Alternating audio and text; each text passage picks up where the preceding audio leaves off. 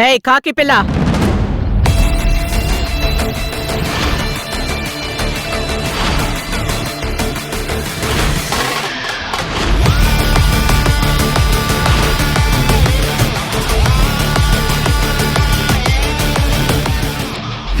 ఏంటి కళ్ళు పెద్దవిగా చేసి చూస్తున్నావు?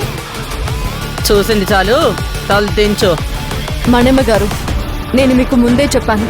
చెప్పావు కాకి పిల్ల, మళ్ళీ మీరు ఇలా పిలవకూడదని నాతో ఛాలెంజ్ చేసావు. ఈ మణమ్మ ఏ విషయాన్ని అంత తేలిగ్గా మర్చిపోయే రకం కాదు. తెలుసు మణమ్మ గారు, మీరసలే వడ్డీ వ్యాపారం చేసేవారు. ఇచ్చిన ప్రతి రూపాయికి వడ్డీ రూపంలో 2 రూపాయలు వసూలు చేసే మీరు అంత తేలిగ్గా మర్చిపోతారని నేను అనుకోను. పర్లేదే, నా గురించి బాగానే అర్థం చేసుకున్నావు. తొందరలోనే నాదే పై చెయ్యవబోతోంది.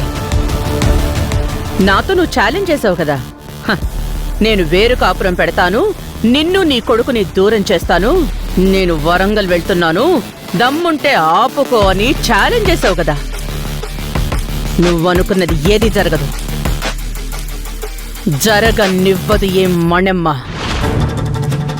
మొన్ననే చూసావు కదా, భూమి పూజ కూడా నా కొడుకే చీఫ్ గెస్ట్ గా వచ్చాడు. అక్కడ నీ పరిస్థితి, మీ సిఐ గారి పరిస్థితి ఏంటో ఒక్కసారి ఊహించుకోవడానికి కూడా అవమానంగానే ఉంటుంది. అది ఈ మణెమ్మంటే. ఏయ్ ఆగా, ఎక్కడికి వెళ్తున్నావు? నా కొడుకు అందాన్ని చూసి వెళ్దువు గాని. నాకు డ్యూటీకి టైం అవుతుంది. ఆఫ్టర్ ఆల్ ఏఎస్ఐ జాబ్కి ఇంత ఆరాటపడిపోతున్నావు? నువ్వేదో ఐఏఎస్ ఐపీఎస్ లాగా మాట్లాడితే డ్యూటీ డ్యూటీ అంటున్నావు. ప్యూన్ నుంచి ప్రైమ్ మినిస్టర్ వరకు ఏదైనా గవర్నమెంట్ జాబే అవుతుంది మణమ్మ గారు. ఆ జాబ్ రావాలంటే జాబ్ వచ్చిన వాళ్ళని అడగండి, జాబ్ విలువ తెలుస్తుంది.